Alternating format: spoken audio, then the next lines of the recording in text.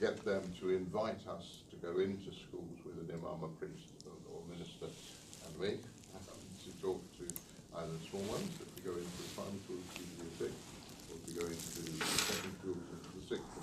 So I'm mentioning that happens every year, so that if you're in contact with any school, please do say, have you received this letter, and will you act on it? Because very often such schools don't know quite what to do with this invitation. It gets passed around the staff room, I think, and then ends up on Bucky's desk, who puts somebody else on top of it and forgets all about it. So but our ambition is to go into every secondary and every primary school in Wycombe in the course of 2 years. We're doing reasonably well in terms of the number we go into. It's a very worthwhile thing to do. It's very time-consuming on my part, but very worthwhile. Thank you so much. Thank you so much. Well, I've referred to the work of Think Tank as one of the sort of flagship activities, programs of CCMR, visiting schools with an imam and a priest, Dr. Reverend Ellis, and Dr. Ramsey was previously Imam Sultan, but now we've been some time, Dr. Ramsey, visiting, going around our schools and presenting, if you like, a common shared platform in front of young people, which makes quite a powerful contribution to the young people's perceptions and understanding of who we are as a nation, as a country, as a people, as a community, etc. So thank you for all that work that you do, Lawrence.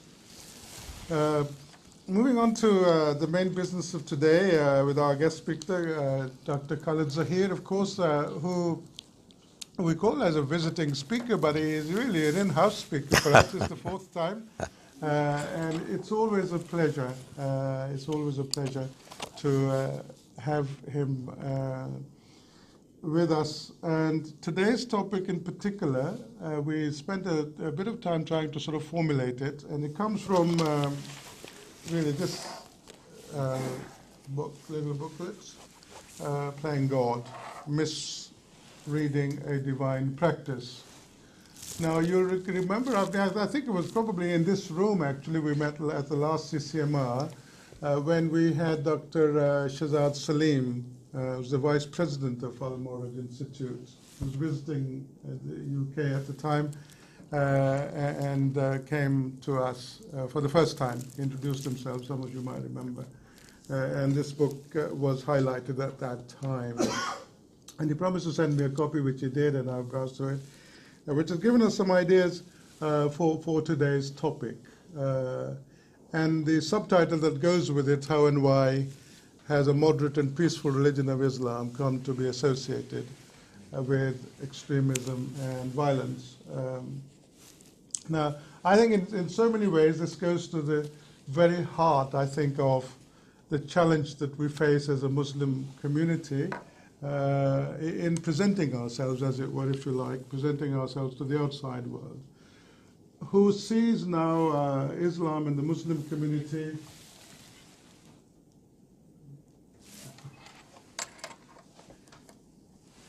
Dr. Afzal Ashraf, welcome from Nottingham University.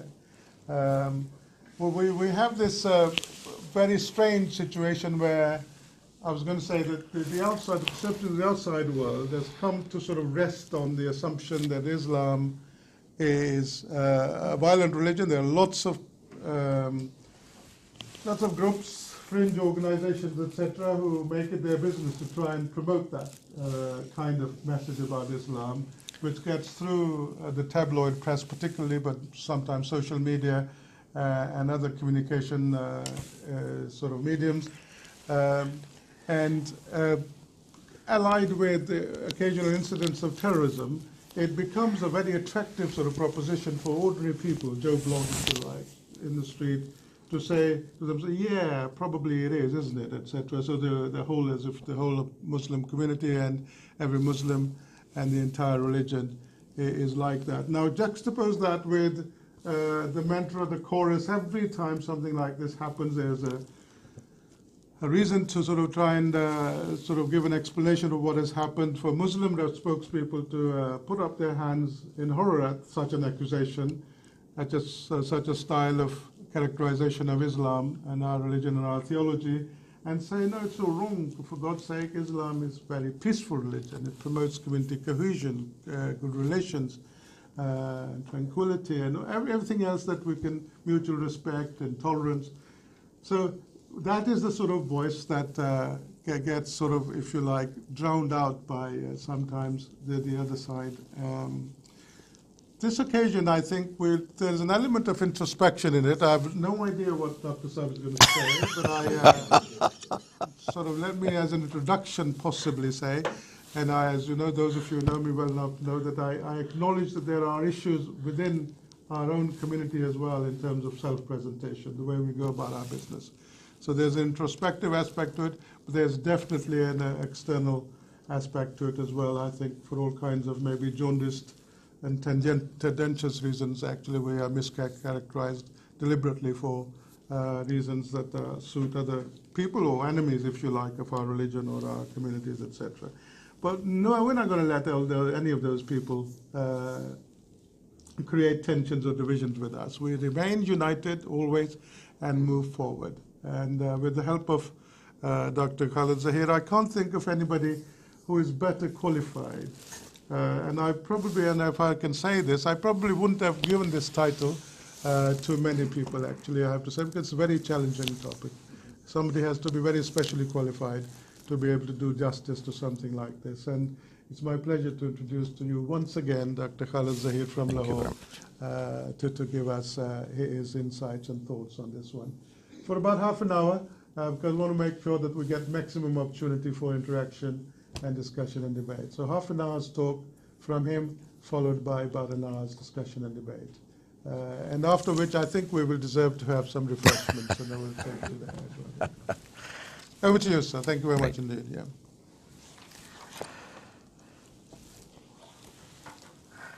Bismillah ar-Rahman ar-Rahim. I begin in the name of the God of the entire humanity, whose mercy is profound, whose kindness is forever. The title of the presentation that we both together worked out is Playing God, How and Why Has a Moderate and Peaceful Religion of Islam Come to be Associated with Violence and Extremism? The way I will make an attempt to clarify my understanding on the subject before you is that I'll first speak on the question, why do we claim, on what basis, that Islam is a peaceful, peace-loving religion? Then I'll go on to explain as to why some Muslims believe that it is quite the otherwise. And then I'll try to give my understanding of what exactly went wrong. And finally, I will give a few suggestions as to how the situation can be corrected. The first thing, why do we claim that Islam is a religion of peace? You know, it's always possible that people belonging to a group, a community, or an ideology have wishful thinking about their ideology, even though it doesn't stand for it. So let me tell you that our religion carries the title Islam, which means submission, but which also means peace. We submit to the Almighty, and as a consequence, we get peace from inside, and we become ambassadors and champions of peace for the outside world. Our greetings for each other, for Muslims as well as non-Muslims, is Assalamu alaikum. That is, peace be upon all of you. Don't expect anything except peace from us. We wish well for you and for everybody else. Our book from the Almighty, the Quran, clarifies that taking life of an individual, Muslim or non-Muslim, is as huge, big a crime as if one has killed the entire humanity. Likewise, saving a life is as big a virtue as if one has saved the entire mankind. The Almighty tells us in the Quran that if somebody is doing something wrong to you, is being evil, evil needs to be repelled with what is good, with what is virtuous. So the idea that if somebody slaps on one cheek, you offer the other one, is exactly what is mentioned in the Quran as well. Idfa billati hiya ahsan. If somebody has done something wrong, repel it, respond to it with a behavior which is virtuous, good. That's the ideal. The Quran tells us, binds us believers to be always fair, to be always just, not just when one is taking decisions in the capacity of a judge, but in every aspect of life, and goes on to clarify that even if there is somebody who you think is your enemy, it should not incline, his enmity should not incline you to be unfair. It tells us, the book tells us, that when we speak, we should be fair. That is, we cannot make an unfair statement as believers. The Quran says, whoever wants to believe is most welcome to believe. Whoever doesn't want to believe, it's his, her prerogative. Nobody can be forced to accept and adopt a faith and abandon the other. This is a world which the Almighty has created for a purpose of trial, and it is important that this trial should go on in a manner that every human enjoys freedom. You take away freedom, and the whole purpose of trial is lost. The Quran, in some passages, has praised some non-Muslims lavishly. And last but not the least, the Quran tells us that the entire humanity is a family. We all belong to one fraternity because of two important reasons. Our Creator is one. We all humans have been created by one God, and our parents are one.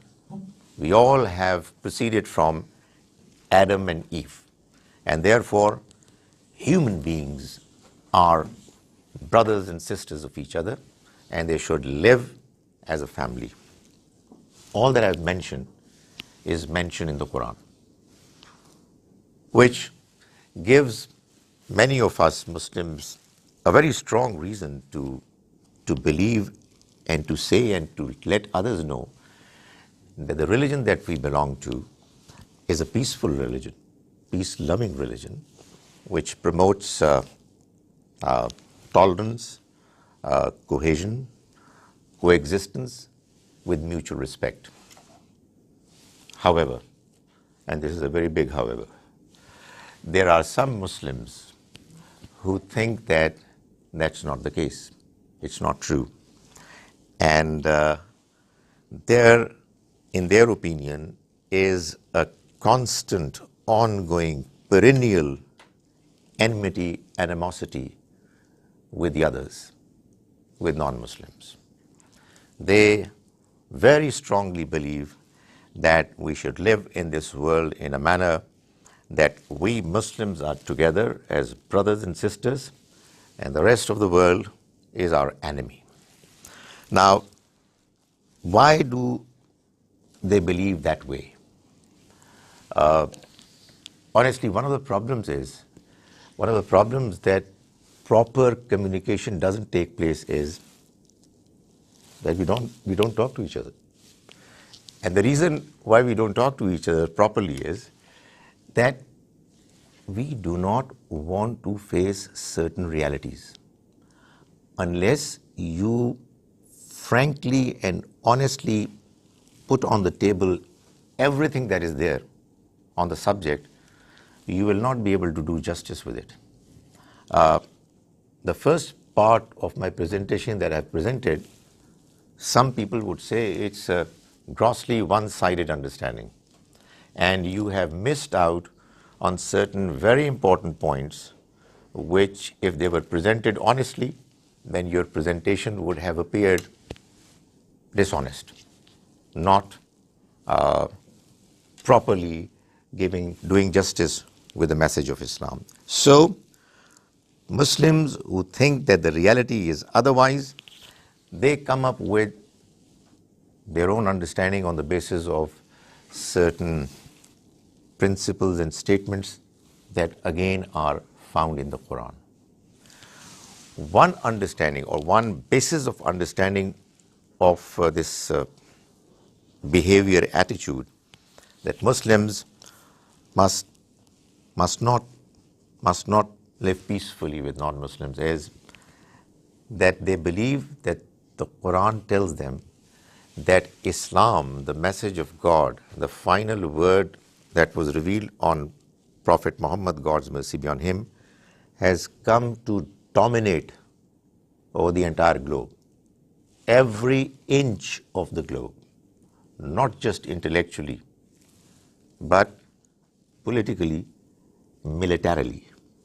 So there are many Muslims, I would not like to believe most Muslims, but there are many, I can assure you, who have this very strong understanding, yearning, dream in their hearts that sooner or later we will make sure that the entire globe comes within the command and control of the Islamic rule, for which we have to undertake jihad, which is something that is a part of the expectation of faith that the Almighty has from every Muslim.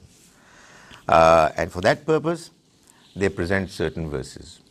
And those verses are recited, and you can imagine that for a believer, when the word of God is presented, nothing else is more important. The second accompanied reason is that they say that the Quran itself is telling believers to despise non-believers, to not make them friends. They're not worthy of it. In fact, they're worthy of us hating them. If at all, sometimes we will apparently respect them, well, it would be just because of the occasion, because we are under pressure. We have no other possibility choice. But the right behavior is that don't make them your friends. Keep this understanding clearly in your minds and hearts that they are your enemies and they've got to be subjugated. They also believe that, as I said, for the purpose of ensuring that the all-important agenda of ensuring Islam's dominance over the entire world, we need to fight non-Muslims. And for that purpose, they also sometimes quote Quranic verses which are clearly stating, kill them. Kill them wherever you find them. فَاقْتُلُوا الْمُشْرِكِينَ حَيْثُ ثَقِفْتُمُوهُمْ. That's what they recite from the Quran. And attached to this understanding is also a very strong understanding that if you are a Muslim, you can preach, you must preach to non-Muslims your faith so as to convert them to Islam.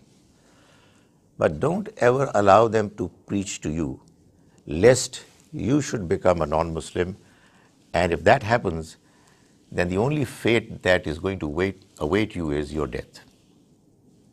If you become an apostate and you leave your faith after having been a Muslim, then you have to be killed.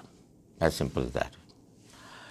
And there are many other understandings, but the last one that I'm mentioning is that this faith of ours is the faith of God. The book, Quran, is God's book. The Prophet, God's mercy be on him, is God's messenger. Nobody can dare talk against them. If somebody talks against them in a manner that we believe is blasphemous, we just get rid of these people. So that is another understanding. So I have mentioned before you only a few features of what the understanding of some Muslims, many Muslims is, and that understanding too is also, in their view, based on the Quranic text. Now, you may well ask me, what's going on? You know, the first part of your presentation was based on the Quran, and the second part of the presentation is also based on the Quran. Now, that's what brings me to my third part of presentation. What is wrong with this understanding?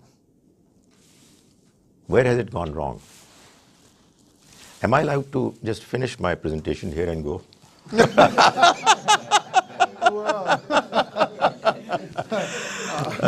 Well, you proposed the punishment for that, yeah?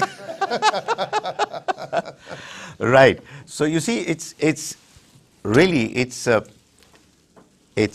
problem, it's a difficulty which honestly not just Muslims but also non-Muslims should be able to work out, come to grips with. Now, very briefly, obviously it's a long discussion, but I'll be as brief as is possible. Why have things gone wrong? Why is it that the two different versions of Islam that I've presented before you seem so contradictory? The reason why it has happened is that many Muslims have not read and understood the Quran properly. You see, the Quran is not a book like other books, wherein you will have chapters for different topics, so that you would expect from a book on religion to begin with, for example, faith, belief in God, prayers, and so on. Far from that. This book, from A to Z, in totality, is first and foremost describing the saga of the messenger of God. He was entrusted with a mission by the Almighty. According to the Quran, whether somebody believes the Quran to be God's word or not, but let's first try to understand what the Quran is saying. The Quran is presenting its message in a manner that it is describing the prophetic mission, the saga of the messenger, wherein he did what the Almighty asked him to do, and what he asked him to do was exactly what he asked the earlier messengers to do as well. The Quran tells us that the men who were chosen by God to receive his message and to deliver it to people were called Anbiya, Nabi, and I translate it as prophets. But within Anbiya, prophets, there was a subset of prophets who were given the status of Rasul, Rusul, messengers. These messengers were the people who, whenever they would come to their nation to deliver God's message, and in most of the cases, they would come to a population which would be isolated from the rest of the world. I'm talking about the history of humans when that's what the case was. There was very little communication, and means of transportation were very ordinary. So each messenger would come to his nation with a clear mandate, and that is, believe and accept this message or face God's punishment. Why? Very briefly. Why? Because normally, generally speaking, the pattern is, the rule is, that you are free to do whatever you want to, but not that you're not going to be held accountable. But you will be held accountable in the next life, not here. This life is a life of freedom. This life is a life of trial. However, in a few rare cases, the Almighty chose to send His messengers, and He gave them a clear mandate that you tell your nations, your people, that this message has come to implement God's will, His decision right in this world. The manner is going to be done in the next life for everybody. But for a few people, in order for this reality that there's going to be another life, the Almighty demonstrated in a smaller scale, in the case of some nations, the fact that if people are going to turn evil, they will have to face the consequences of it. So as a consequence of this, this policy, this plan, the Almighty sent His messengers. They delivered the message. Their nations, in most of the cases and in large numbers, rejected the message, and not in a day or two, but after a very long period of time. In the case of Noah, after 950 years, after it got declared by the Almighty that the message has been communicated unmistakably, clearly, and no person who is rejecting it has any justifiable reasons for it. Now, I am telling you that the deadline has reached, and this nation doesn't deserve to survive anymore. And therefore, my punishment is going to visit this nation. In the earlier cases, in the cases of the earlier nations, this happened in the form of one natural calamity or another. The Quran is replete with mentions of these stories. Not many stories, a few stories. In actual fact, there are 6 messengers whose stories have been repeated over and over again. Noah, Hud, Saleh, Lot, Shuaib, Moses. May God's mercy be on all of them. And their stories have been repeated so many times that an ordinary reader has a justifiable question. Why is the same story repeated over and over again? The answer is very simple. Because it was through the mention of these stories that the Almighty wanted to tell the people who were facing the message of the last messenger that, look here, if you are going to do likewise, you will face the consequences likewise. And therefore, better mend your ways, or else you're going to be destroyed as well. So that's what the Quran has made so very unmistakably clear, that an ordinary reader of the Quran also cannot miss this theme. It's the predominant theme of the Quran. As I said, the Quran from A to Z is talking about the saga of the Messenger of God. It does mention universal principles as well. It does mention God's law, Sharia as well. But that is described within the description of this, as I say, the biggest theme. So what happened was that in the case of the last messenger, the deadline came. And when the deadline from the Almighty comes, the people who have rejected faith have to meet with their faith. And that is exactly what happened in their case as well. However, there was one difference. And the difference was that the Almighty's punishment could either come in the form of natural calamities, or it could come in the form of the military might of the companions of the Prophet. The Quran itself clarifies that in the case of the last Prophet, it were the swords of his companions that shall be employed to inflict the Almighty's divine punishment on his enemies. This is not what I'm saying on my own. The Quranic words are absolutely clear about it, that this is a punishment which is going to be inflicted upon these people who have rejected the messenger.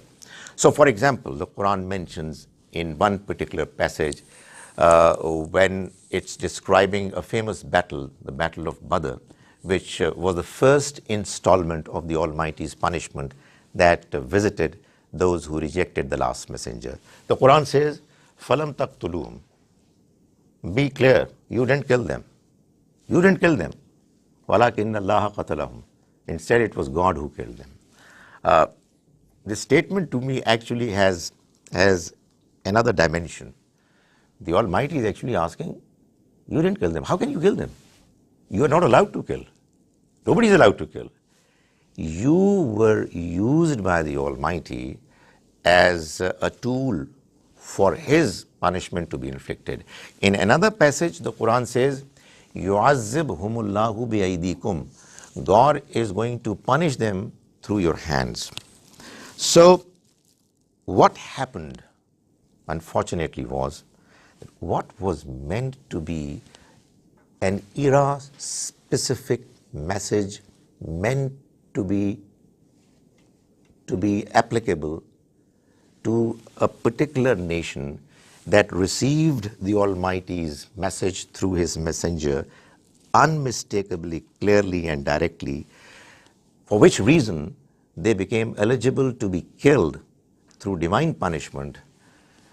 Those verses were generalized, universalized, and my goodness, if that is what your understanding is, I can tell you, you simply cannot stop people from being what they are. Why would they listen to you? Why would they listen to me?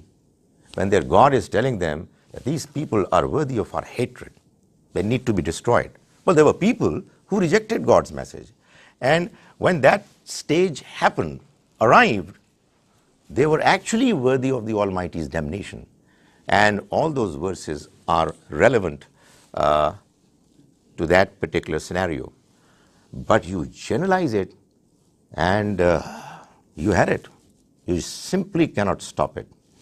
So, finally, what I'm saying is that if at all there is any hope that the situation can be redeemed and corrected, it is only through the correct reading and understanding of the Quran. Now, some people might say that, who on earth are you to give us sermons on Islam? I mean, we know better. Our scholars have done their research for years and decades and centuries. Well, that is why I believe that we need to do two things. First and foremost, urge all Muslims, believers, that they must use their head, their intellect, which is what the Quran tells to every believer. You must read the Quran yourself and use your intellect, because you are responsible for your understanding before the Almighty, A. And B, do a comparative study of the different narratives. Let's take the call it extremist terrorist narrative, and let's see what it is based on. Let's read verses and let's look at the other narrative, and let's find out which of the two narratives is actually what seems to be God's intent, God's message. The last thing that I would want to say is that the reason why I believe my narrative would hopefully prevail in a scenario where there's going to be an objective study of both or many narratives is a simple Quranic principle, quite apart from other factors. A simple Quranic statement, and that is God cannot contradict Himself. The reason why the Quran is to be believed as God's word, according to the Quran, is that there are no contradictions in the Quran. So when my dear brothers, militant brothers, go to start with a mission to start killing people, I want to tell them that kill them later, but first take care of your own faith. Your faith is at stake. When you are taking action to kill others, your Quran has become contradictory. It is telling you to not kill anyone. You simply cannot. You take a life and you become such a huge, big criminal that it is as if you've killed the entire mankind. So that's the way out. We need to reach out to people, Muslims, non-Muslims, together. We need to read the Quran, read it with an open mind, read the different interpretations, narratives that are emerging out of it. Honest to God, there could be no third narrative. People who just want to wish as Muslims that Islam is a very peaceful, peace-loving religion. Why? Because that's what we want it to be. It really holds no water. It really carries no weight. Either the ideology would turn out to be absolutely peaceful, strongly grounded in its own teachings and text, or it will turn out to be peace-hating, violent, and extremist if we accept the other point of view. I'm thankful to God that I have been able to complete my presentation within half an hour.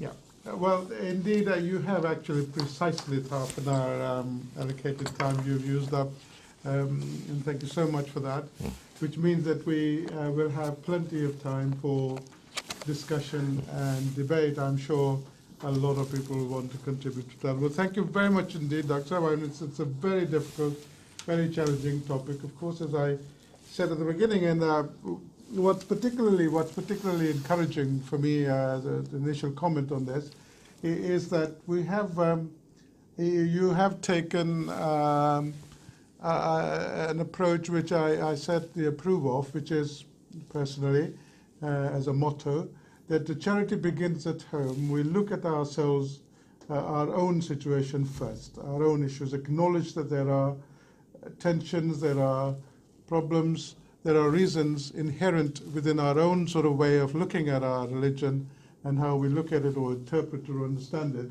that I suppose in a sense help others to create the misperception that we dislike afterwards, etc. So on that basis, I think, having said that, I mean, there are all kinds of other reasons I think we can also explore in terms of how other people who are not so friendly with Islam or Muslims, etc., create mischievous sort of reasons as well on top of our own ones that we've created for ourselves. But I think beginning with ourselves is quite important, and I think what you have laid out on the table, and I whispered into him ears actually at the beginning, that this is Buckinghamshire New University in High Wycombe in the United Kingdom.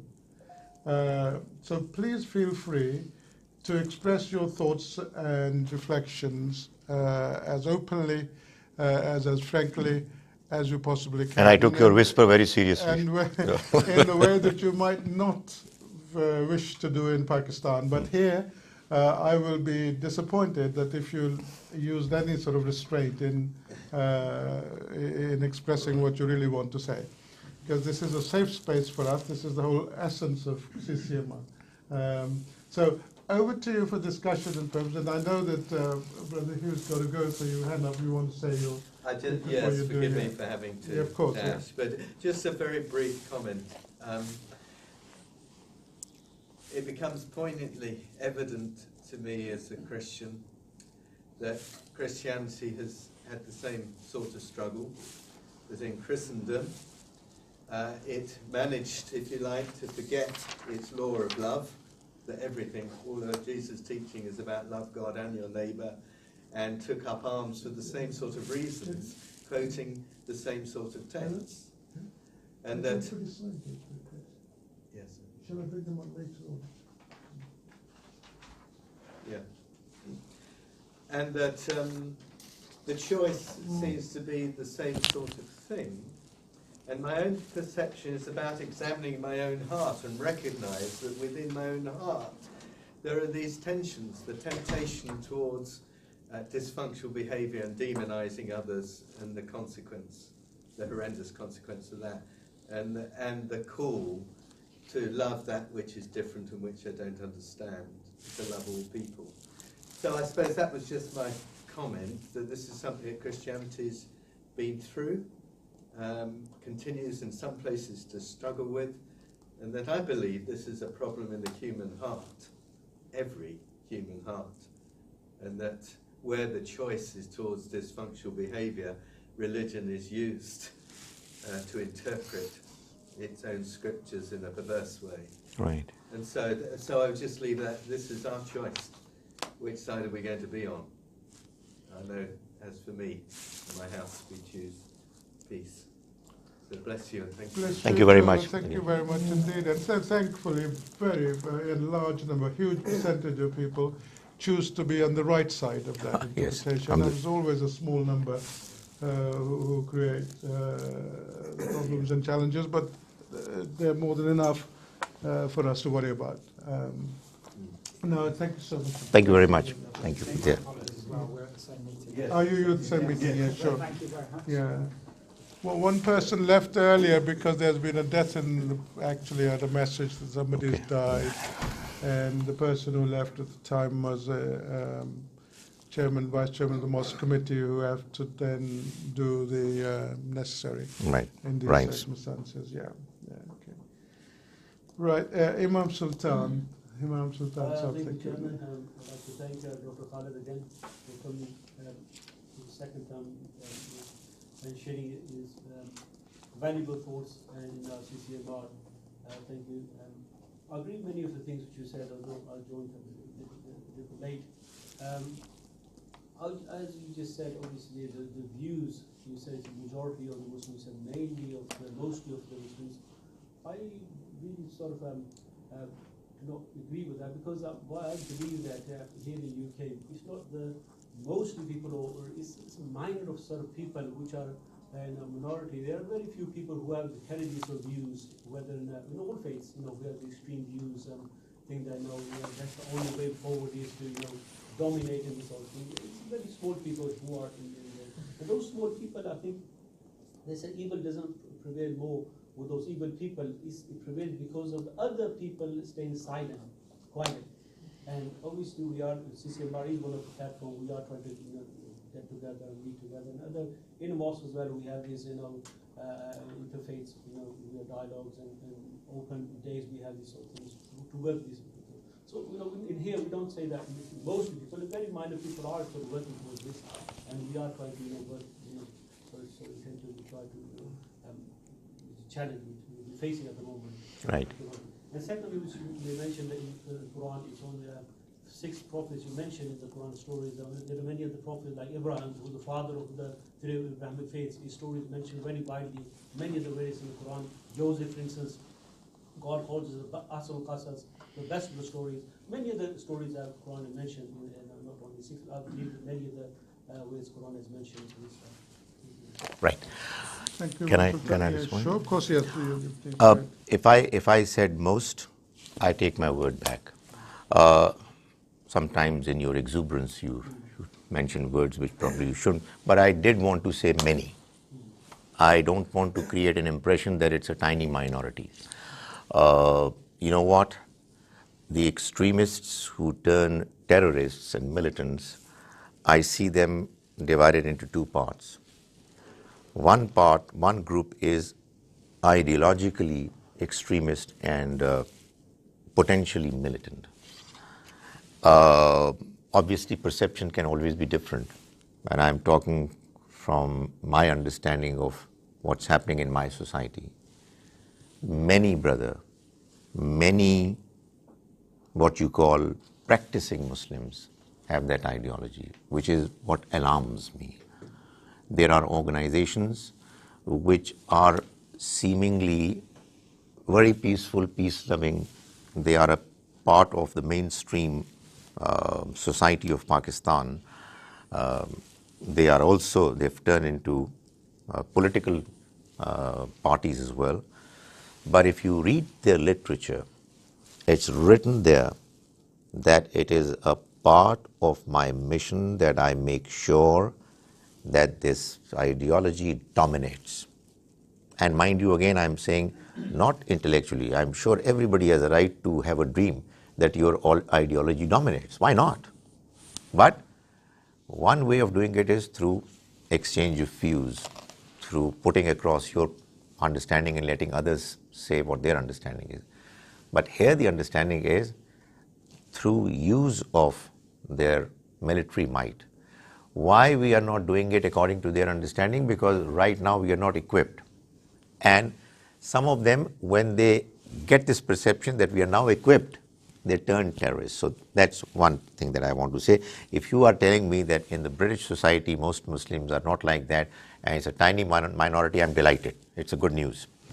And I hope that one day I also give you the same news about Pakistan. The second thing is, the brief answer to the second part. The 6 messengers that I mentioned were the ones that the Quran is mentioning over and over again with the view to warn the people who were rejecting the messenger that you are going to be treated likewise. Otherwise, I agree with you that one prophet who has been probably mentioned more than most others is Ibrahim alayhi salam. But the theme that I was mentioning, in line with that theme, there were 6 who were more prominent. Okay, well, thank you. I know a lot of people want to ask a question or make a comment or observation. So I've got a note of everybody who put their hands up. Christian, I've seen your hand up go, and Tofi, and Andreas, I'm going to add you to it, and Christian. But I've got the order in which it came. Lawrence next, actually. Yeah. Dr. Khalid, I very much want your conclusion to be the conclusion that everybody accepts. But you are saying to those who interpret the Quran in an aggressive way that you are making the Quran into a contradiction. Now, by the same logic, you could do it the other way around, that the militaristic interpretation would say to you peacefully, you are making the contradiction in the Quran. I think to succeed, you need to go a pace or two further than you have done this morning. In my faith, there is a degree of hierarchy of what we take from the Bible, so that when we say that God is love, and that people who love are in God and God is in them, that is one of the texts by which we will interpret many others. When Jesus gives us his summary of the law, love God and love your neighbour, we will make that, I think, I don't know all Christians will agree with me, but you will make that a statement which has a higher level of validity than some other things. So that if we come across something in the Christian Bible which seems to suggest that we are allowed to hate or we are allowed to murder, we say, well, this can't be the correct interpretation of those texts because the overriding belief is that God is love and that we are told to love and to turn the other cheek. So I'm suggesting to you that there may be a hierarchy of surah in a sense, because some are general and universal and others are specific and on a single occasion. I think that other argument you use is not sufficiently weighty to achieve your objective. Thank you so much, Lawrence. Yeah, that was very interesting contribution, yeah. And just adding on to that, I think I'm going to ask one or two other people to Okay. speak as well before I ask you to come back in again. Is the role of, you might call the sort of, if you like, the wider law of the land, as it were, context as well, in which we can't have a situation, can we? Or can we have a situation? I don't know. I hope we can't. In which the individual decide, based on their own sort of particular version of belief, that they are going to go around judging people and saying who's got the right to live and who's got the right to die or whatever, etc. I mean, you have to respect the laws of the country in which may be framed in entirely different principles. First principle which has nothing or very much to do with religion, or may have something to do with religion, and largely to do with secular principles and so on. Okay, Dr. Afzal Ashraf, please. Next. Dr. Zaheer, thank you very much for a very stimulating talk.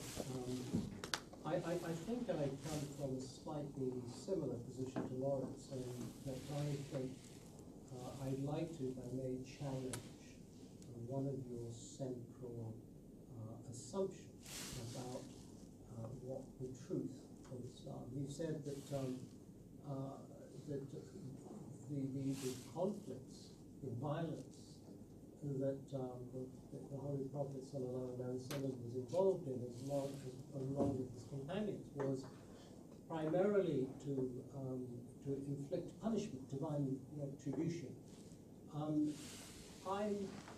I think that interpretation may partly explain that many people feel that they can apply that thinking to the contemporary world, because to not do so is to accept, in their minds, a compromise.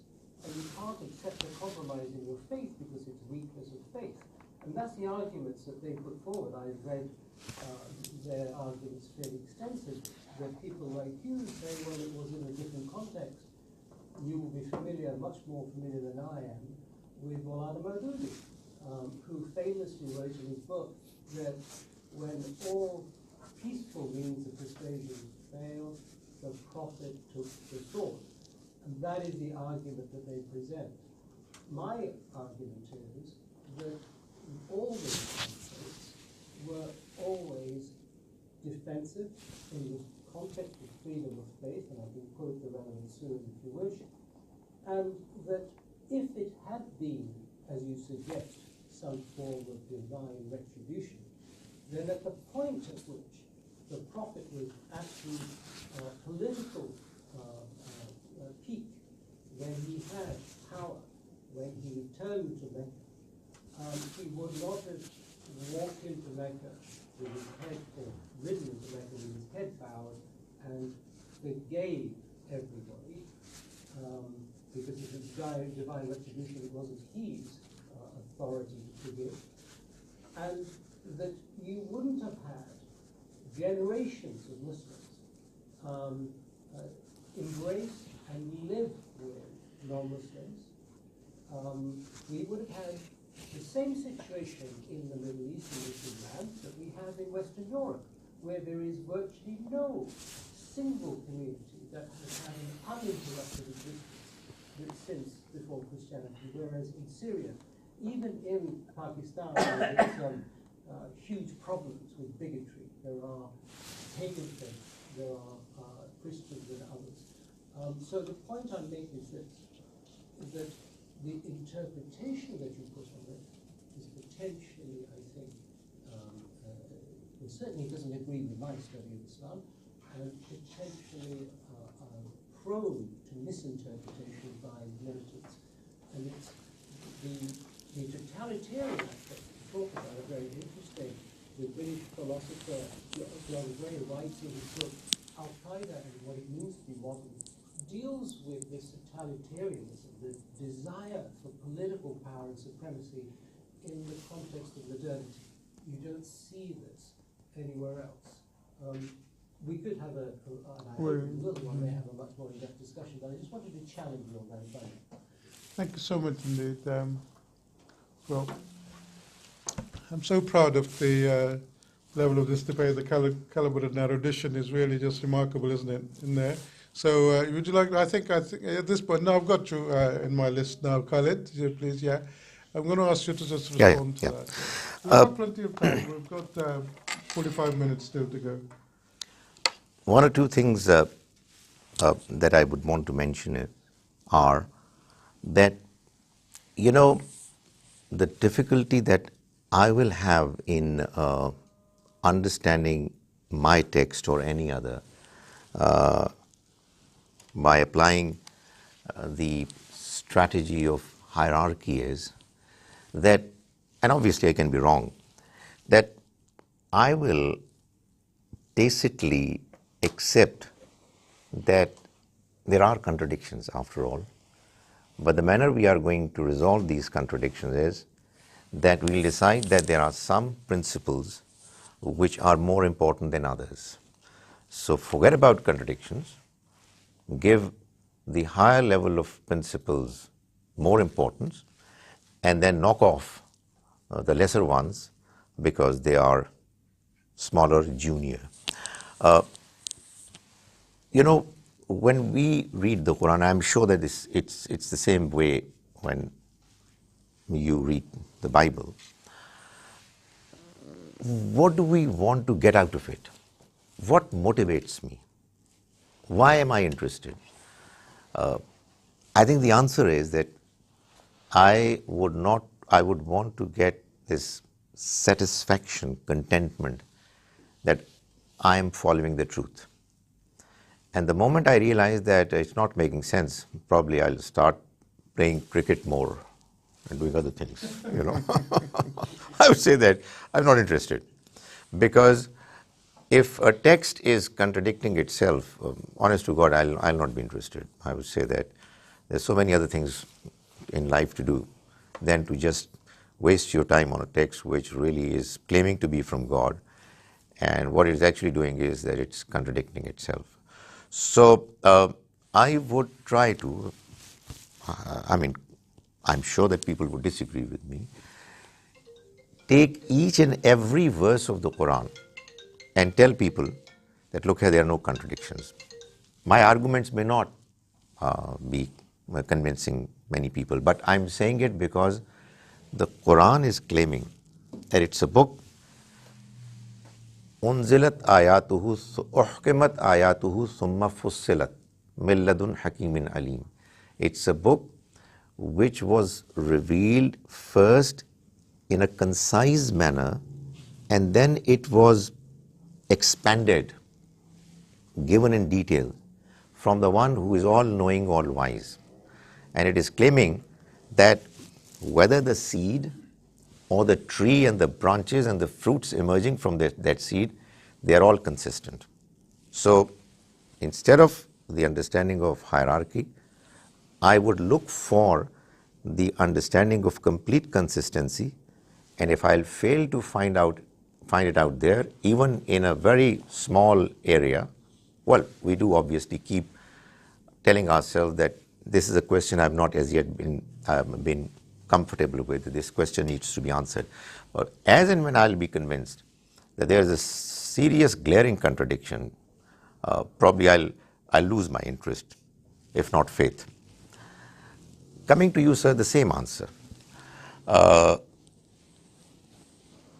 I do understand that there is at least one verse in the Quran which is giving a clear mention that the war Muslims undertook was a war, some of them were defensive wars. قَاتِلُوا الَّذِينَ يُقَاتِلُونَكُمْ. Fight those who fight you, but don't go beyond limits. But that's not the only verse. There are verses in Surah Tawbah which most clearly say that when the sacred months lapse, you kill these polytheists wherever you find them. And it clarifies that this is God's punishment.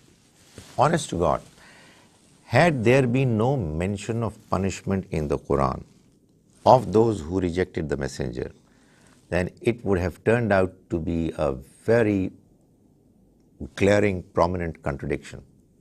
That the book has been warning over and over again that you reject and you are doomed. And people rejected and nothing happened. So, right, I can see that obviously there are different ways of looking at it. And obviously I see your point that when I'll make my presentation, there will be people who would challenge it.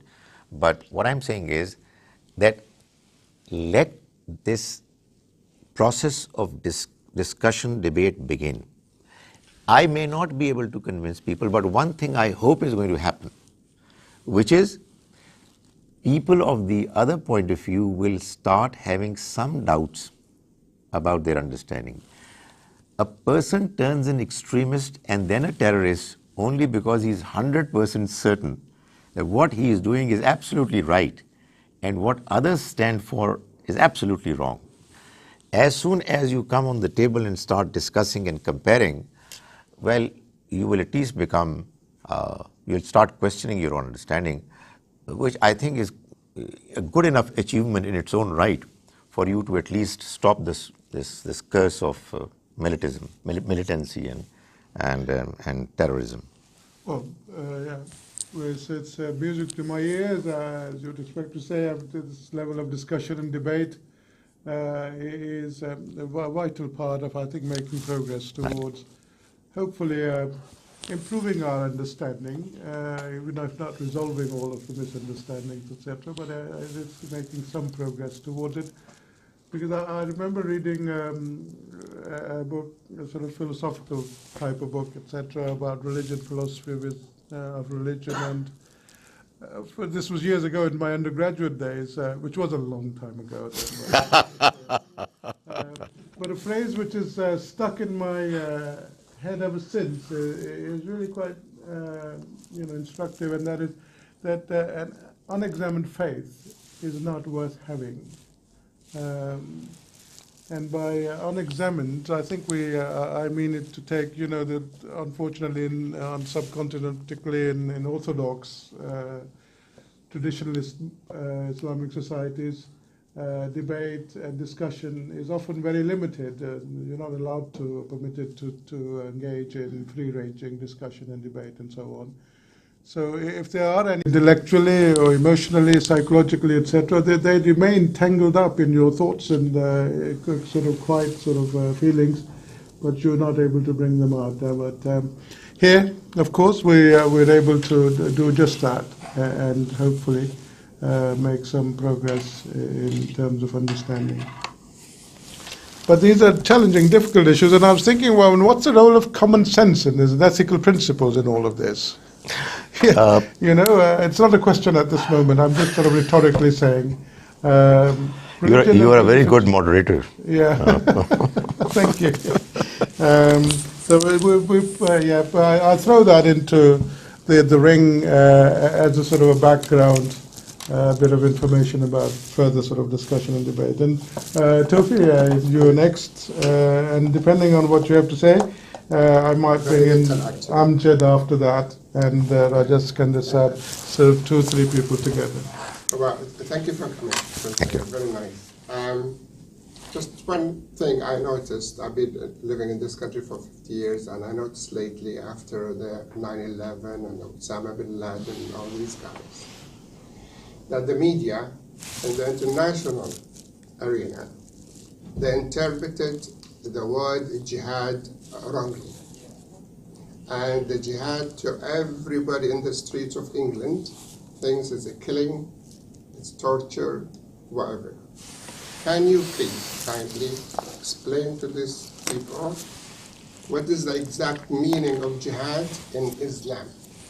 Because it's all misinterpreted, it's been misconception, and we've been, I think, unfairly treated. Because if you say jihad, that's it, you're a terrorist. Sure. Thank you. Thank you so much indeed. Precise, etc. The point, Amjad? Yes, thank you very much for your presentation. And in fact, you did differentiate peaceful and violent. But how does abrogation plays part in this whole interpretation of the Quran? Right. Question of abrogation. Yeah. Okay. And Rajas Kanasabri. Thank you very much, Dr. Saab, for your wonderful presentation and briefing us on Islam. But my view on Islam, obviously, you're quite right that Islam preaches us to live in peace and harmony. But at the same time, when you said many people otherwise think, which is very frightening actually to all of us, especially to host community, those who are not fully aware of our religion. I'm not a scholar, but I don't think the word many would suit us here, because it will frighten all of us. I would say, especially when we live in Western world, especially in UK, we want to brief our host community that majority of Muslims, majority, I put in comments, majority are peaceful, loving people who would like to live in peace and harmony. There are only few, especially Western world, who are radicalized, and those are, in my opinion, like I said, I'm not a scholar, but it's the young generation who are misled and who are, most vulnerable in a way. I'll read out something out to you, that the census which took place, and it says there,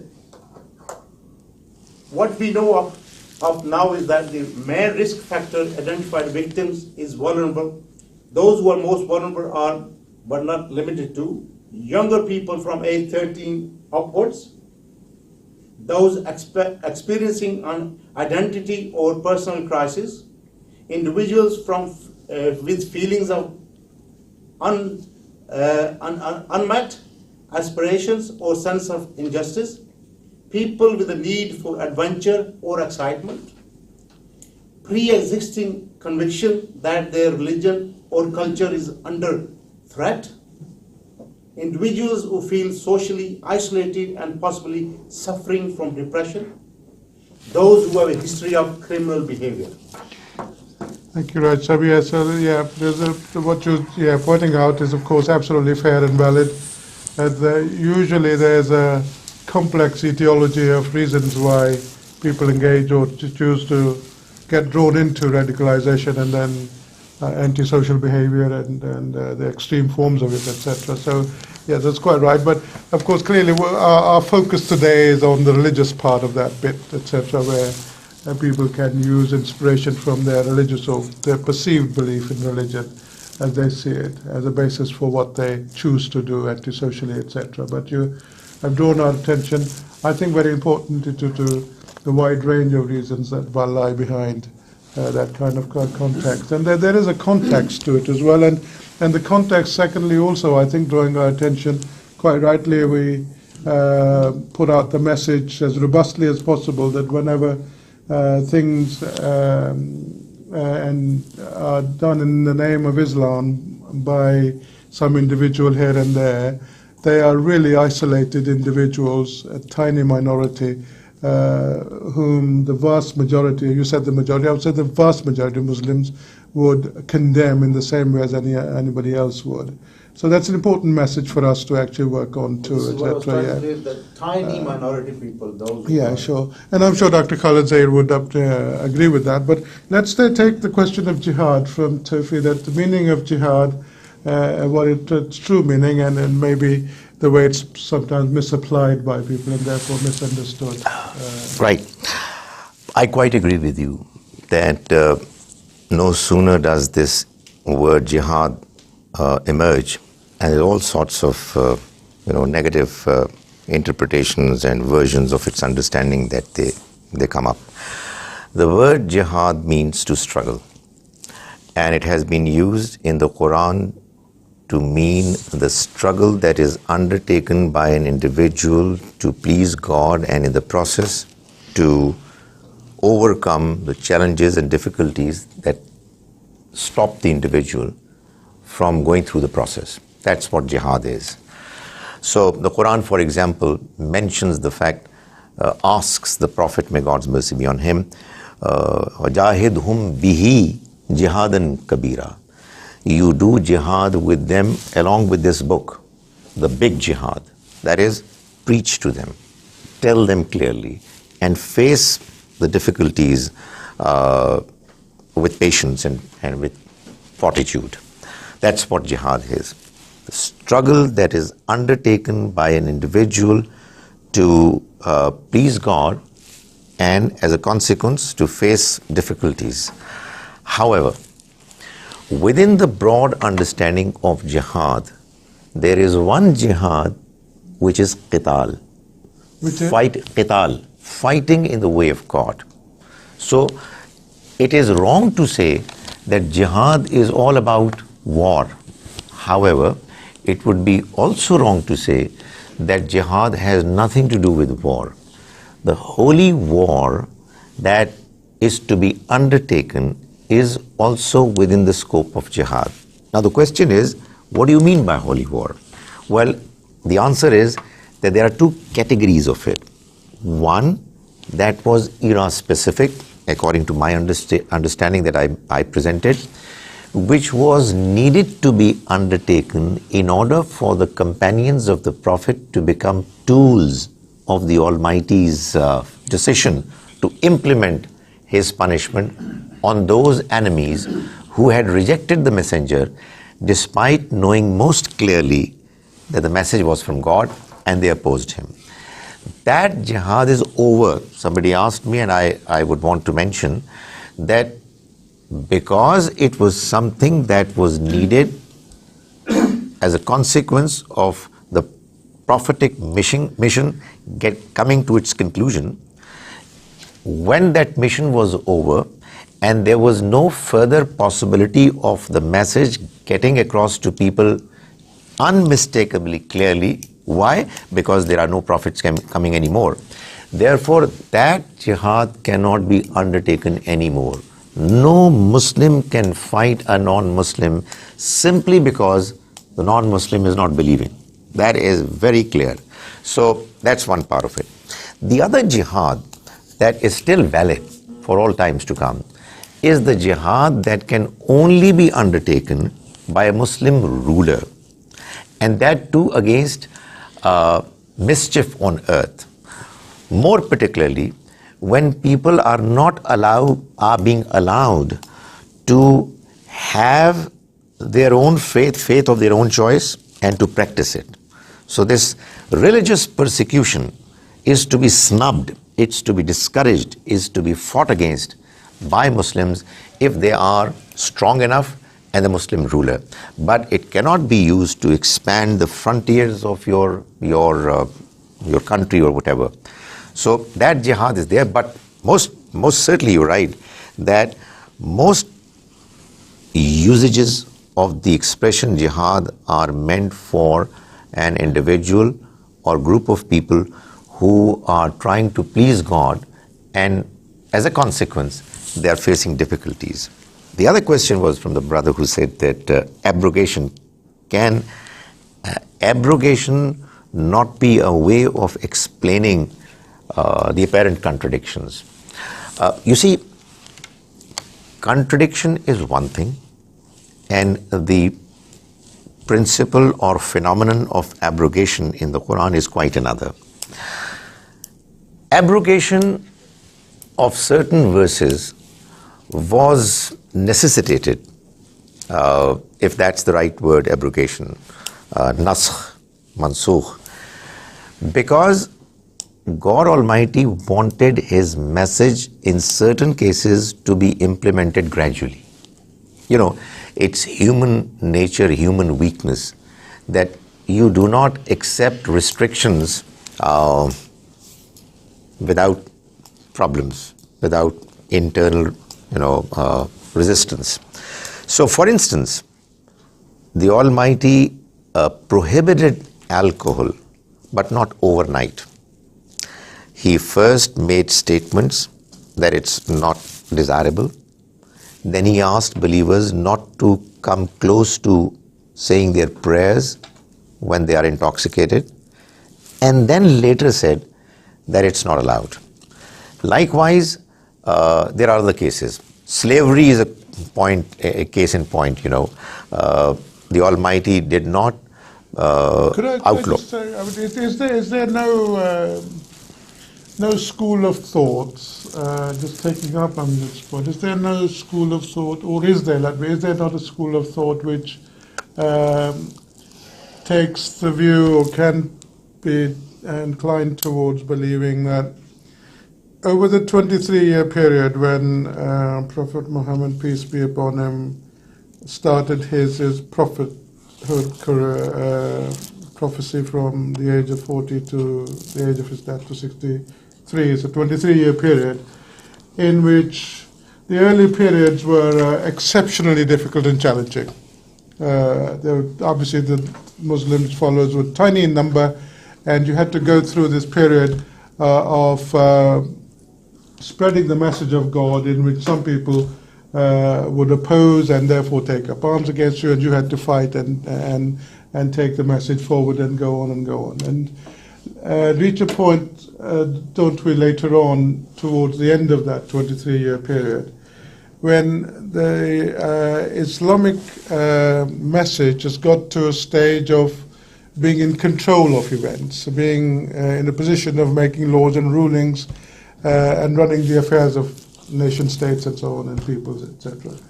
And the sorts of revelations which come initially, in the initial period, will be dictated by the circumstances of that position when you're challenging and kill them where you find them, etc., because they're the sort of people who are going to harm you because they're out to kill you too, it's all you're doing. As opposed to when you are in more settled circumstances of running the affairs of the peoples around you for whom you are responsible, in which equality, tolerance, fairness, justice for all becomes the primary basis of running the governance. Now, in that context, to say that the latter period, the rulings that come in the latter period, should take primacy over the first, would, in my own sort of terms, when I was introducing the concept of common sense, if you like, and the ethical, moral basis of coexistence, will take charge of affairs, and it will not necessarily be contradictory as such.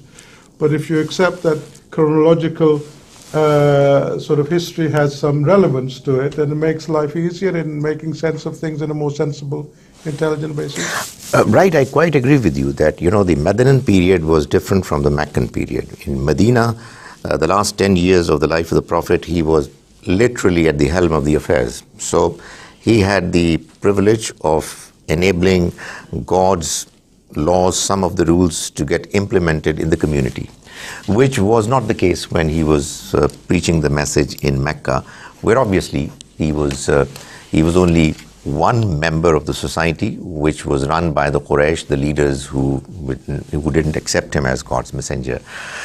However, what I was talking about was the fact that, when you say that you better not consume alcohol, then you say don't come close to prayers while you are intoxicated, and then you say don't consume it at all. It's not contradiction, it's gradually progressing. But when you say don't forgive them, everybody has a right to his faith. فَمَنْ شَاءَ فَلْيُؤْمِنْ وَمَنْ شَاءَ فَلْيَكْفُرْ. Whoever wants to believe should believe. Whoever wants not to believe should not believe. And then you go on to say that because he is not believing, kill him.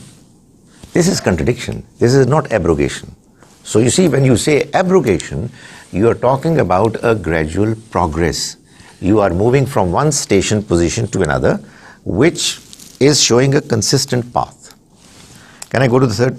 Yeah, indeed you can. I was going to encourage you to do that, actually. It's more, I hope you can sort of quickly move on by agreeing with what Rajas said. This is known as complete absence of coercion. Right. Yeah. Honestly, I would have loved to say, yes, what he's saying is right, but just a few, two brief pointers. If we will not face the reality, we will not be able to eliminate it. Muslims, by their big majority, are peaceful and peace-loving, but this is because many of them have not been presented with the ideology which, what I call the practicing active Muslims have taken it upon themselves to do. Let's face it, if we are living in a community where there are 1,000 Muslims, 50, 100 of them would go into these circles where they study the Quran and take it more seriously. It's there where the seeds of extremism are sown. Allow me to say that is it not a fact that a vast majority of Muslims believe that non-Muslims are ultimately damned. They are gone. They will not be accepted by the Almighty, and they have no future in the next life. To me, it is far more frightening than the fact that you say that you kill a non-Muslim. Because honest to God, Khalid is getting worked up on the net. Yeah, I have to be fair. I have to be fair and take the order. We're nearly there with you. I'm very close to you, actually. Yeah, but it is important, I think, to juxtapose this or to counterbalance this statement. sir, you said you can say anything you want. Yes, you can, absolutely. No, we want you to say, because it's helping us to understand where things are coming, but it's equally healthy to find the reaction from the opposite end of this, if you like. We do social attitude surveys in this country regularly to find out people's views about certain issues of relevance to the country and its well-being and so on, including your identity and your affiliation with the country and so on. And the Muslims come at the very top, time and time again, at the very top of when they're asked to give their who they are and their relationship with this country, and they come at the very top of all the other groups as the ones who are most loyal to this country as British citizens, being proud of being British citizens. So obviously we often have no problems with any of what we're saying sometimes, but there we go. And now next person is Christian Puritz. Yeah. Christian by faith and Christian by name. That's right. Yeah. Yeah. But when I first got the name, it was Christian. Christian, German. And doesn't actually have a meaning in German, but okay. It does in English. I was really just trying to check whether I understood this, that the command to wage war on unbelievers are not general commands, but were only to a specific person? Yeah. Is that right? In the history of the times of the Prophet, there were a few people who were declared guilty of rejecting the message from God after it had been delivered to them absolutely clearly. This was done by God, that such and such people are therefore eligible to God's punishment, and nobody else. But why nobody else? Can't the message be just as clearly delivered in later generations? Because in that case, you will again need a sanction from God, who has otherwise asked us not to kill anybody. So if there is going to be an exception, it's only going to be in the case where he himself would say that kill him because you're not doing it, I'm doing it. So he has stopped us from killing anybody. So we can't do it. Is this a matter of interpreting those texts? It Or is. Is it clear from the context? I hope that each person who interprets believes that his interpretation is what is clearly emerging from the text. And I'm no different. I'm interpreting, but I am humbly stating that my interpretation to me is absolutely correct, and I feel that the Quran itself is saying it unmistakably. Okay, thank you very much. Okay, we move on. Dr. Sawat, I think you want to come in at this point, do you, to make a comment and pick up on things which have been said? But I'd be very happy to come in, but if there are other people. Yeah, you want to come in as well. But I mean, I'll let you come a little bit later in a moment. Actually, let me take 2 or 3 more people, and then I think we're coming to the last sort of 10-15 minutes of the round. So, which is still quite a significant chunk of time. Should be able to deal with. Now, Riyaz Sab, where is Riyaz Sab next? Yeah. Yeah, Christian. Again, Dr. Saul, thank you very much for an enlightening seminar and talk. And I think some of the points obviously have been sort of covered up. And Imam Saab mentioned there extremism, not just in Islam, but everywhere else in other communities. And I was going to touch upon the main root causes, and some of them, as Raja Saab mentioned it. But the things which I remember is Quran, which is obviously what we're talking about, used to be and is mainly had translation, but the Arabic was always there. And now we spend fair amount of the time on the interpretation,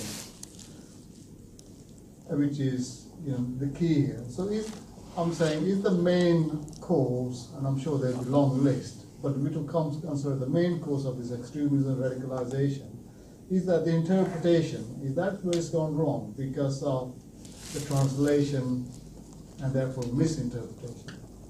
Thank you, Reza. Yeah, we'll make a note of that. And then Khalid Bega.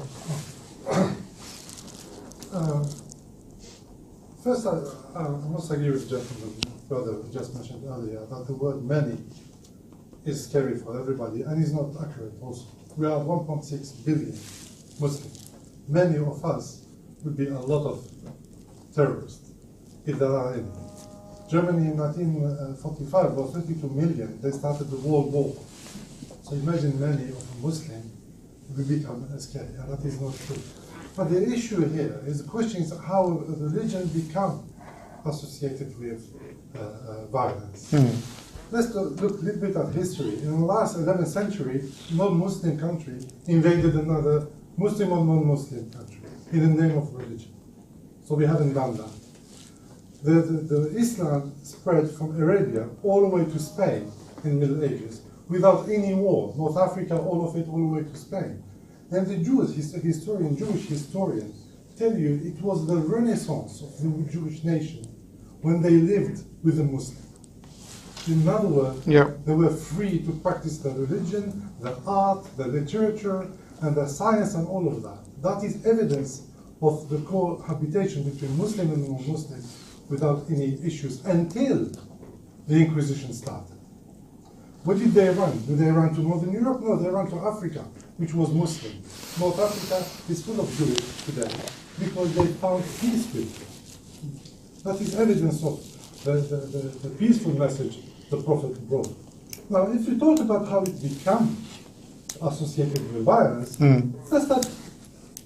Look at J.P. Lewis, Professor J.P. Lewis of University of Chicago. He's a scholar, a person who studied all his life terrorism. And he studied 68 of the suicide bombers which happened in the Middle East. And his conclusion, in the end of his thesis, he found that all of them, without exception, has nothing to do with any religion, whether Islam or no other religion. He found all of them are related to political minority asking a big government to leave their land which they believe belong to them.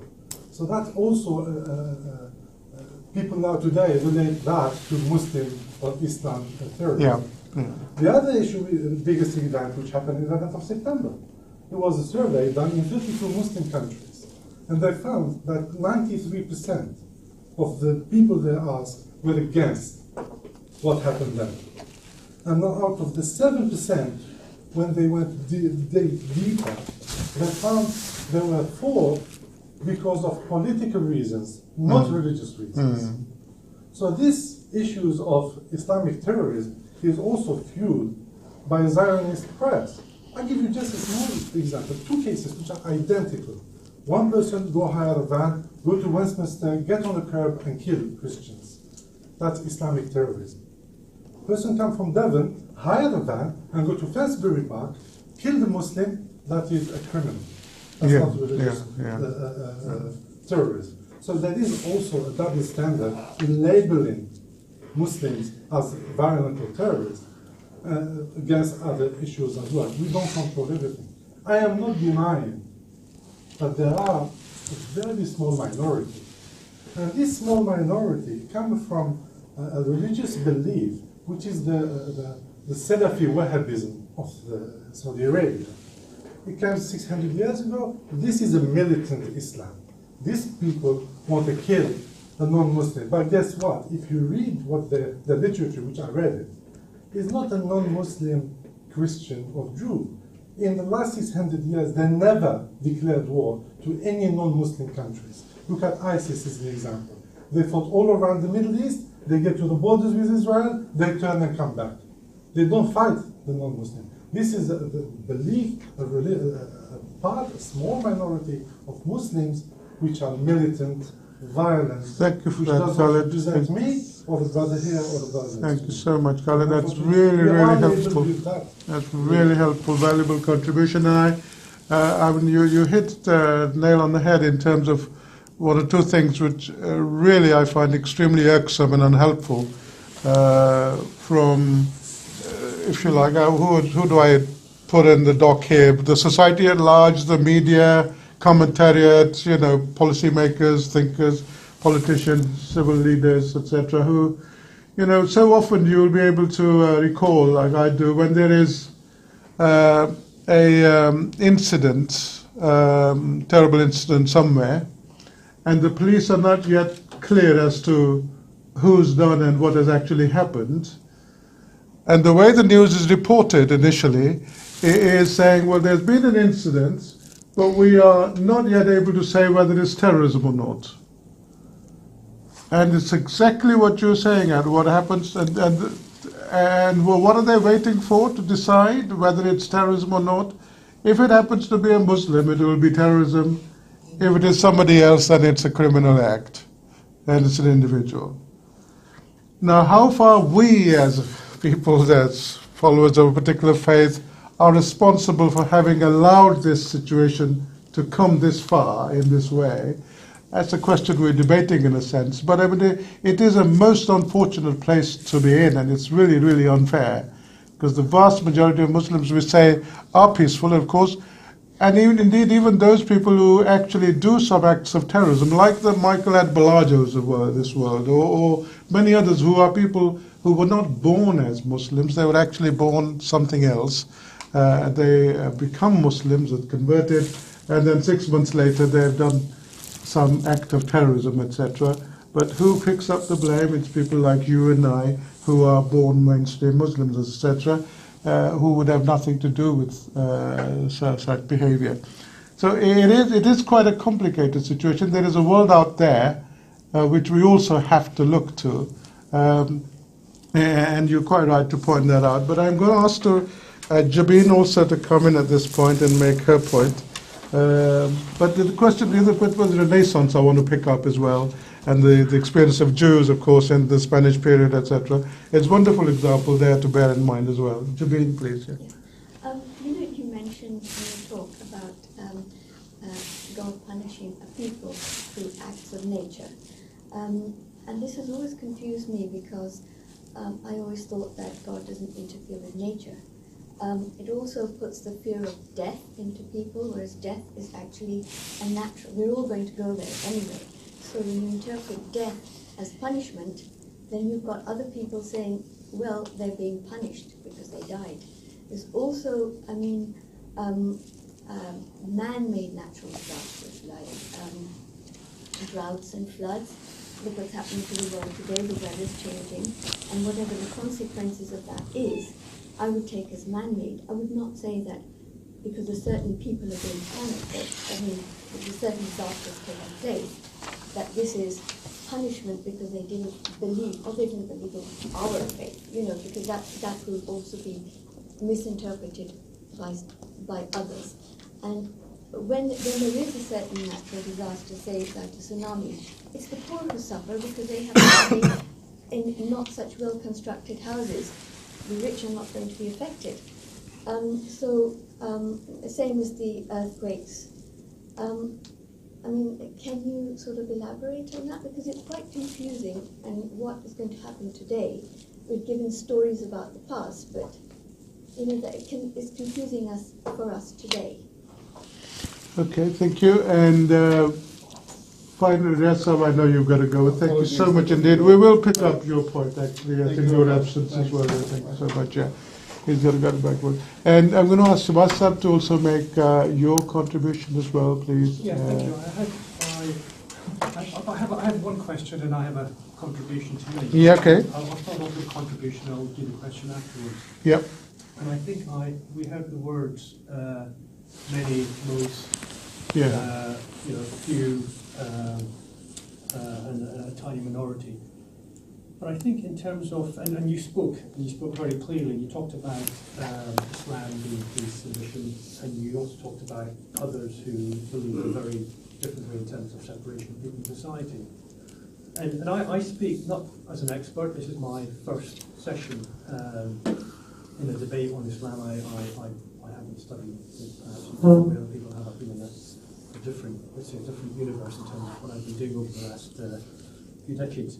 But in terms of my own personal experience in speaking to people, and I have been since 9/11, it's just chatting to people I'm meeting in the street or people I know, is that there is it is not either you're an extremist or you're a peaceful person.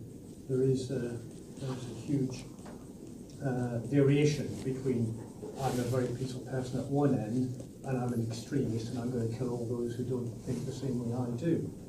And I've come across a lot of people that actually sit in the middle, either maybe near the peace end or maybe near the extremism end. And I think it's very important that if when we talk about a tiny minority, it's not those tiny minority to me that's the problem. It's the people that feed them. Whether they're us here in this room, parents, uncles, aunties, or people we meet in the street, the mosque, etc. Because I come, and this is why I'm here today. There's a big worry that I have in terms of the views and attitudes that I see on the street, and these are coming from Muslims, some of them my friends from 30, 40 years ago, who have got what I think are rather very peculiar views. These are peaceful people, by the way. They're not going to harm a fly, but some of their views, certainly if they're passed down to maybe the younger generation, can be very, very disturbing.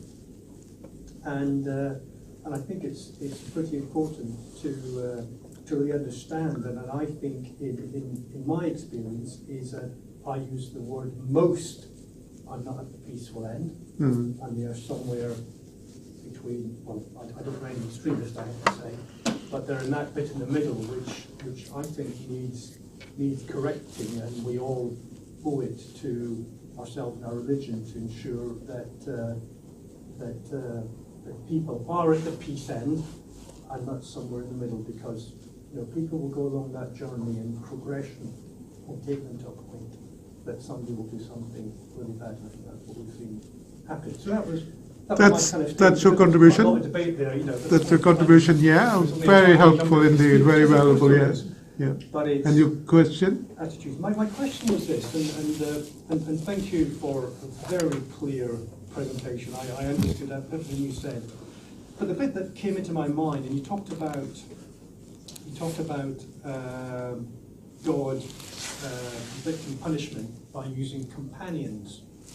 And I'm sitting here thinking, why would God inflict punishment by using companions when he could have used so many other natural causes to inflict punishment? Why would he use companions to do that? To me, that I'm struggling with that. So perhaps you could help me. It's difficult to get into each other's heads, let alone God's head, actually, on this one. But yeah, it's obviously it's a fair question to ask. Would you be able to sort of browse through now? Right, there are 4 questions. At speed now. And allow me to do it in the reverse order. Yeah, sure. Hopefully the first few would be forgotten. You see, and Dr. Sama, I'll come to you. I honestly struggled with this question myself. But there are 2 aspects to it. One is that it's clearly written there. If you ask me, I can tell you the verses.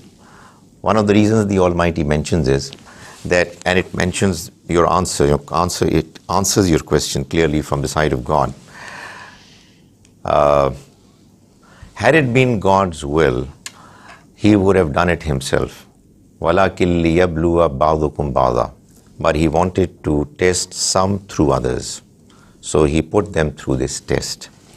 And he made it absolutely clear that this is a punishment.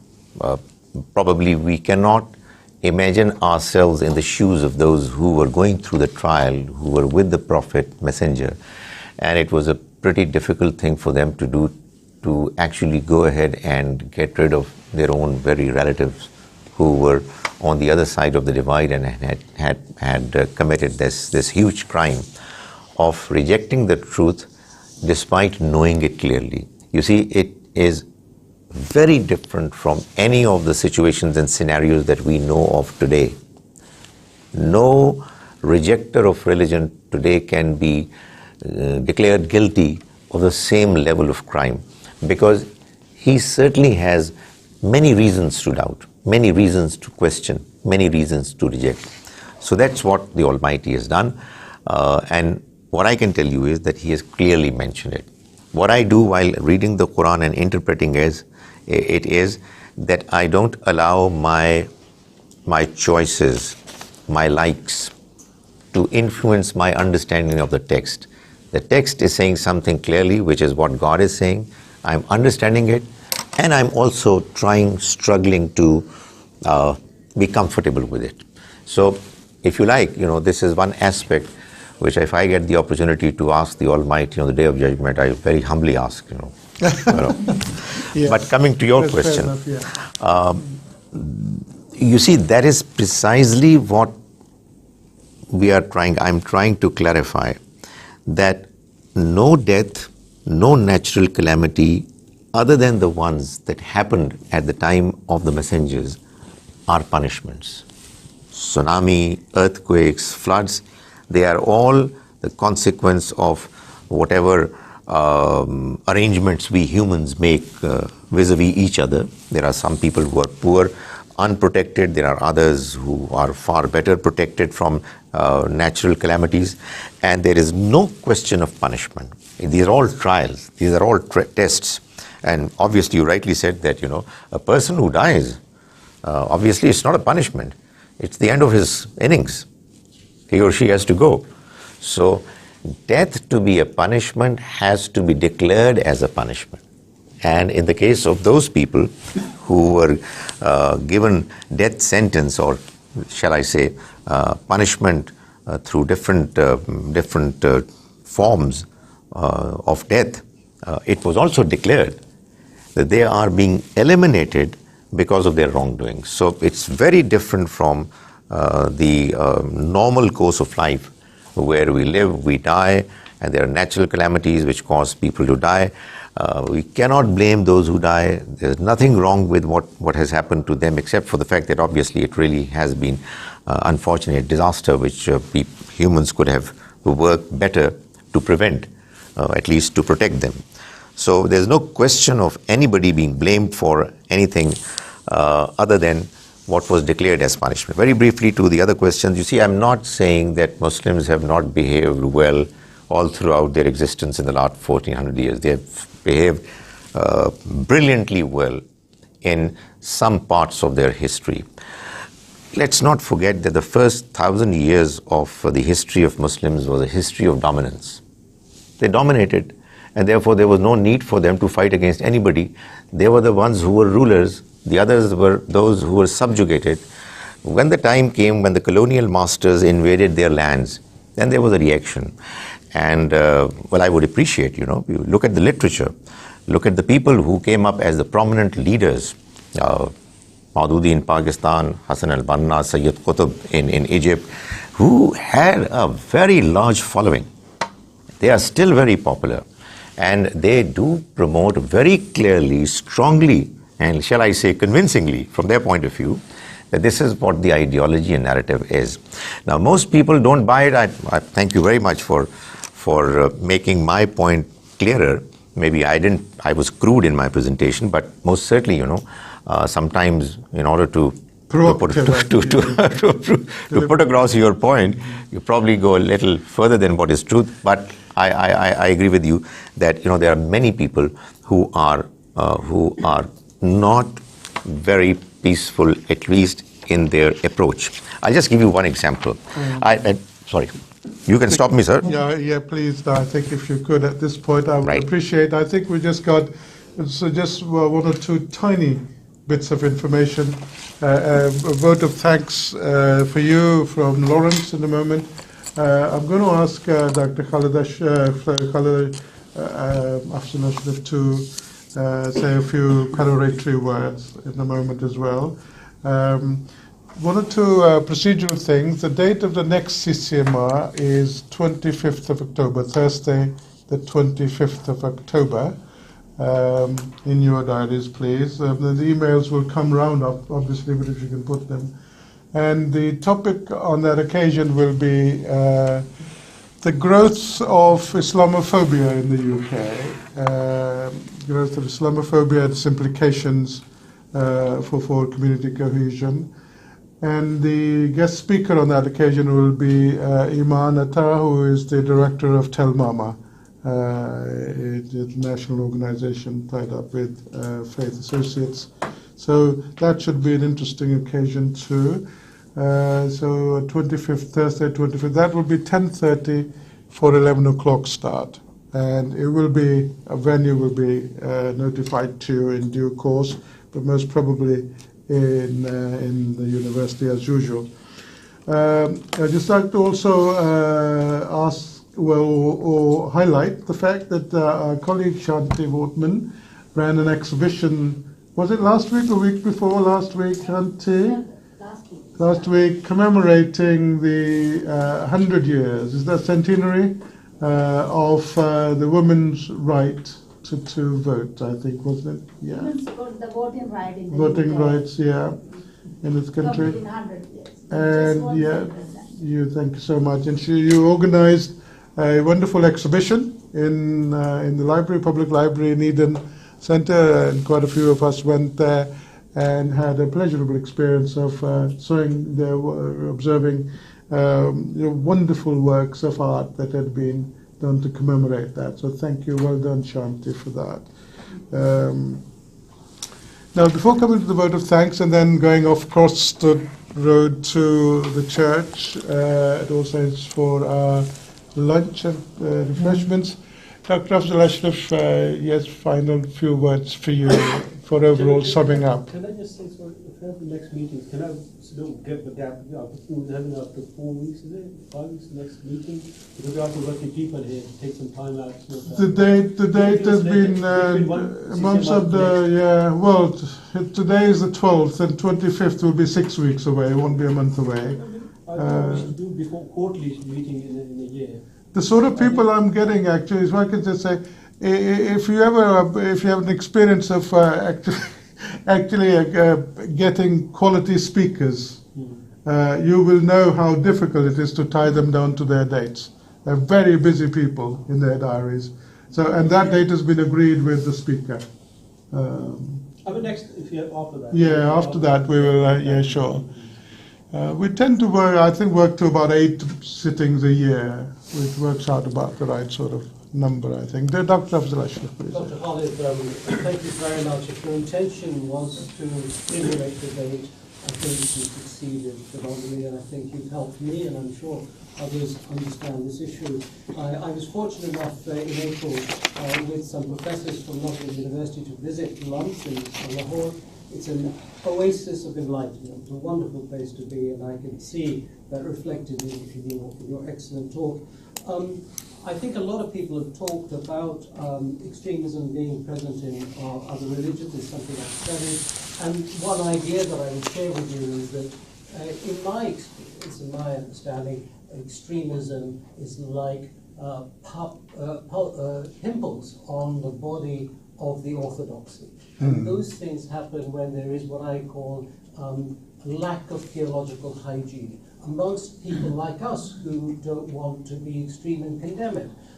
Ideas such as punishment is an idea that I'm glad you stimulated debate in. The way I understand it is that those early Muslims, God said he would punish those people because of their oppression by frustrating their plans to eliminate this new religion, not as a punitive divine punishment, but it was to frustrate, and they failed, even though they were greater in number. Like Khalid, there's no compulsion in religion. The Holy Prophet ﷺ failed to persuade his uncle. He didn't punish him. God didn't punish him. His uncle wasn't persuaded of his truth. So in that context, I think we need to understand punishment. And other areas, you talked about mansukh, abrogation. The problem there, of course, is you have a very reasonable interpretation of abrogation, but the extremists whose literature I read, and have read for 20 years, use that to say, well, all those peaceful bits you're talking about have been abrogated by these martial bits. The word ayah has two meanings. One is verse, the other is signs. And it is the signs that have been abrogated in the context, because the Quran says it is a perfect book, there is no contradiction in it. Scholars like Qardawi, who've been struggling with this, have come to the conclusion that yes, there are probably lots of verses abrogated in the Quran. We don't know where they are, which ones they are, so we have to ignore it. So we've got that rather ridiculous circular argument by those people who abrogate. And I would suggest that we perhaps ought to read the Quran as it's intended as a perfect book, with no contradiction, no abrogation, except that the historic signs that you referred to with the other prophets, some of those signs are the first, because that's the context in which that particular verse comes. I can't thank you enough. I've really enjoyed this. I think you've stimulated huge amounts of debate. Thank you very much. I hope we can carry on with the debate. Inshallah. Thank you very much. Thank you so much indeed. Actually, let's give you a first round of applause for that. Wait for the second one. Very kind of you. I'm really delighted. Well, such a privilege, isn't it, to be a part of this level of conversation. I think we're all very fortunate to have the quality of debate and discussion, and with the expertise of the people that we've got sitting around in this room. It really is a privilege to be part of this group here. It's wonderful. Thank you so much indeed for all of you, and also so well behaved. Did you notice? I mean, not a single person wanted to say, no, it's my turn next. No, I put my hand up. No, they, I just dream of this atmosphere. Honestly, I love it. Yeah, they waited patiently for their turn, however long it took. And did you notice how? And did you notice how patient I was as well? You can get a couple of brownie points. You said stop, and I stopped. Yeah. Thank you so much indeed. But one could go on listening to you guys actually for much, much longer. But our lunch is getting cold, and so we don't want to stand in your way. But please, Lawrence, if you could pay our final respects to the guest speaker who departed. To give a vote of thanks, as I have today, and it's already been done. It's already been done, yeah. So effectively and so profoundly, I'm left with very little to say, except, Dr. Zaheer, that you have today, I think, created a discussion in this room which has plumbed theology at a deeper level than we've ever done as a group before. And I think that's very important.